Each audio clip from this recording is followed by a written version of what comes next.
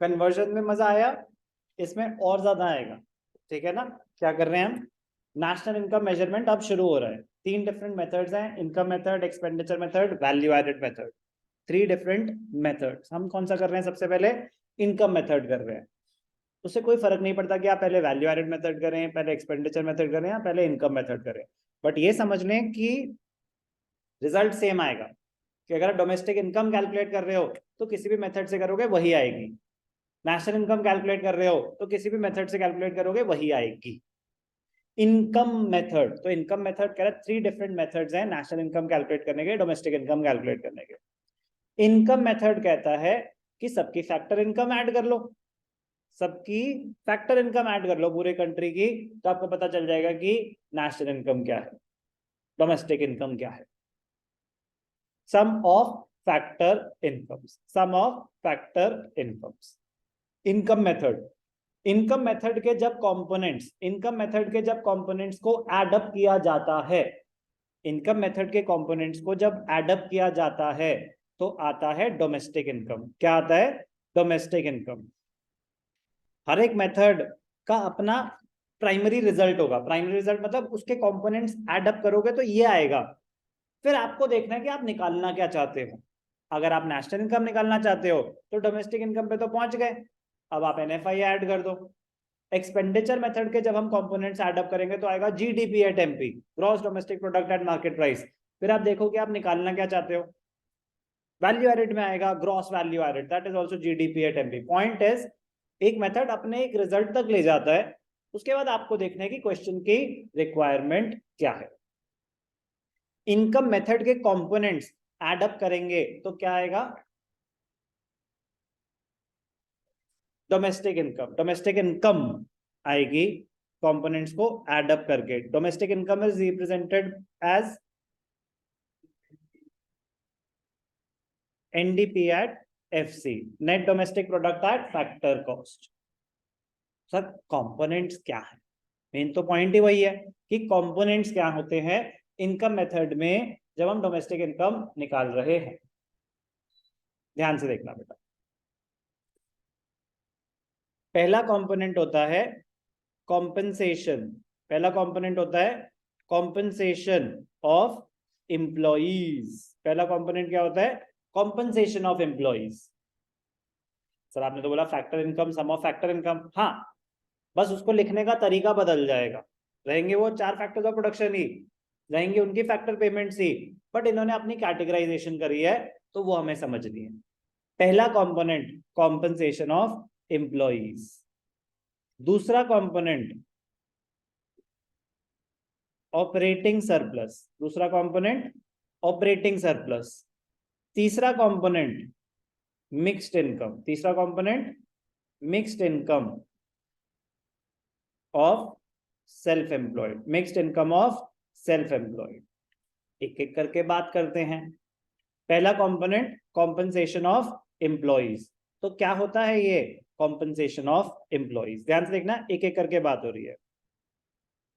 Compensation of employees, factors of production, land, labour, capital, entrepreneurship. तो compensation of employees किसको दी जा रही है, लेबर, कोई doubt. Compensation of employees, compensation of employees के कंपोनेंट्स क्या होते हैं, इसके कंपोनेंट्स होते हैं wages and salaries, wages and salaries. Now wages and salaries may be in cash और in kind, wages and salaries may be in cash or in kind। wages and cash मतलब आपके account में कितने पैसे आ रहे हैं, wages and salaries in cash मतलब आपको पैसे कितने मिल रहे हैं। इन काइंड, कभी कभी कंपनी आपको कोई बेनिफिट्स भी तो देती है, कभी कभी कंपनी आपको बेनिफिट्स भी देती है, तो इन काइंड के एग्जांपल RFA क्या होता है, rent free accommodation, rent free accommodation, medical allowance, medical allowances, किसी भी नाम से कोई भी अलाउंस अगर आपको मिल रहा है तो एक वो बेनिफिट, आपको पैसे दे रहे हैं, कोई बेनिफिट प्रोवाइड कर रहे हैं, तो वो सब वेजेस एंड सैलरीज का ही पार्ट मान लिया जाएगा। ध्यान से देखेंगे, if only wages and salaries are given,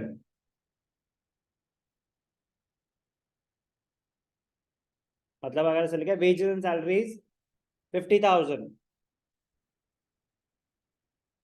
it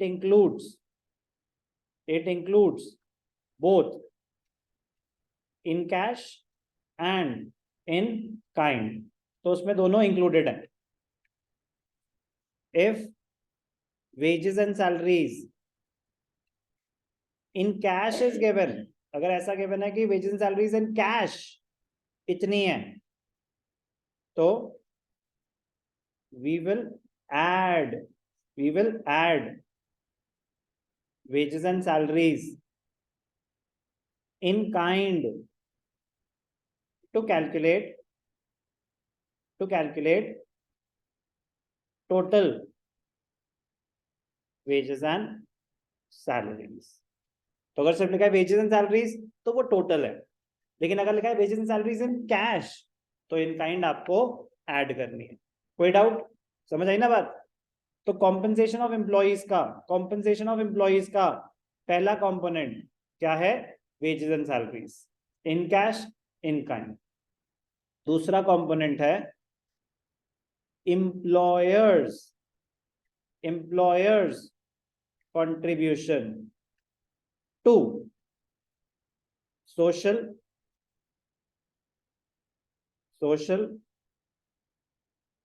security schemes, employers contribution to social security schemes, retirement benefit schemes, pension, gratuity, कुछ भी, but employers contribution ध्यान रखना है बेटा, क्या हो रहा है? employers contribution। सर मतलब ध्यान से देखना, आपकी सैलरी फॉर एग्जाम्पल 1,00,000 रुपए महीना एग्जाम्पल, अब 1,00,000 रुपए में उन्होंने बोला कि देखो 10,000 तो हम आपका काटेंगे पीएफ।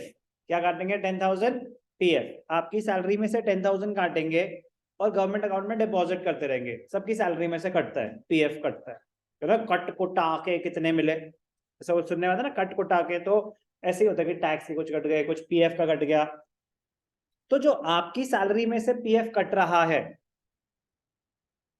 वो होता है एम्प्लॉइज कॉन्ट्रीब्यूशन। वो क्या होता है? Employees contribution. वो तो आप ही ने पैसे कमाए थे, आपने तो 1,00,000 कमाए थे, आपकी सैलरी में से 10,000 रुपए कट गए, तो 10,000 रुपए कट गए, आपको मिले 90।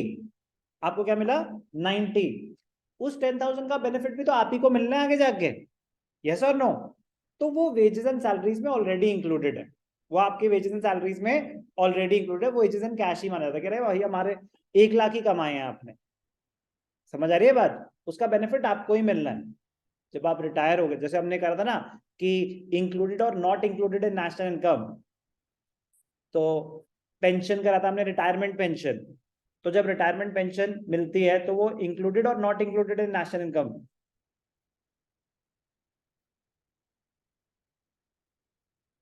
रिटायरमेंट पेंशन इंक्लूडेड और not included? Is it a factor income और a transfer income? Good, it is a factor income. बताया था कि ओल्ड एज, अब नहीं sir Ilana, you had an opportunity to give the answer. Old age pension is a transfer income, retirement pension is a factor income. तो इसका मतलब retirement income आपकी income में इंक्लूडेड होती है, क्योंकि वो आपके ही तो पैसे थे। वो वेजेस एंड सैलरीज में ही आता है। किस में आता है वो? वेजेस एंड सैलरीज में ही आता है। बट वो क्या है? Employees contribution. वो तो आपकी सैलरी में से ही कटे थे ना।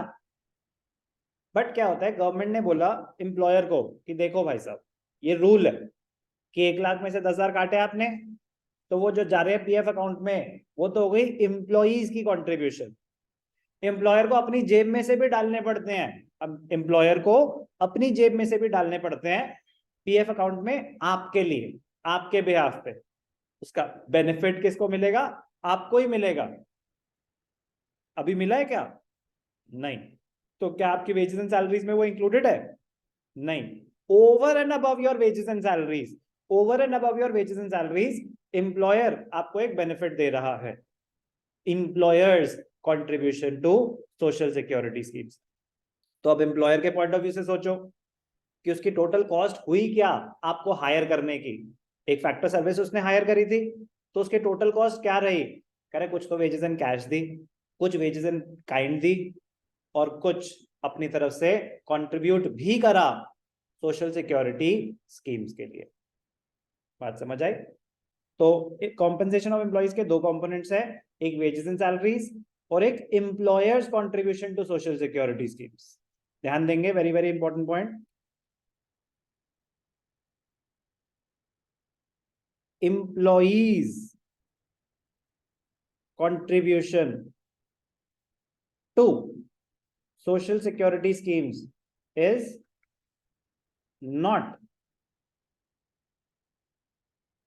taken separately, not taken or not added separately, because it is already included in wages and salaries.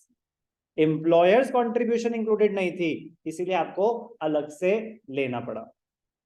Employees contribution कभी कभी कंफ्यूज करने के लिए दिया होता है, कह रहे भाई साहब वो वेजेस एंड सैलरीज में ऑलरेडी इंक्लूडेड है।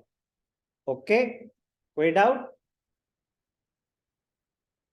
और ऑब्वियस सी बात है, इफ ये क्या है, COE, compensation of employees, if compensation of employees is already given, its components are not to be added separately. कभी कभी कंफ्यूज करने के लिए देता है कॉम्पेंसेशन ऑफ एम्प्लॉय 60,000 और नीचे दे दिया employers contribution to social security schemes 5,000।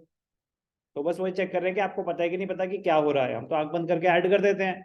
अरे नहीं भाई साहब, कॉम्पेंसेशन ऑफ एम्प्लॉइज पूरा हेड है, कॉम्पेंसेशन ऑफ एम्प्लॉइज पूरा हेड है, उसके अंदर कंपोनेंट्स हैं। क्या है कंपोनेंट्स?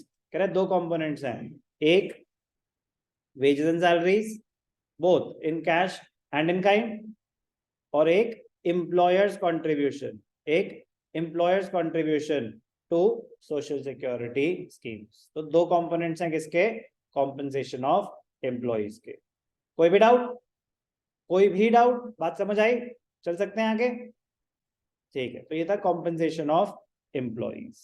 अब ध्यान से देखना, दूसरा component compensation of employees, clear?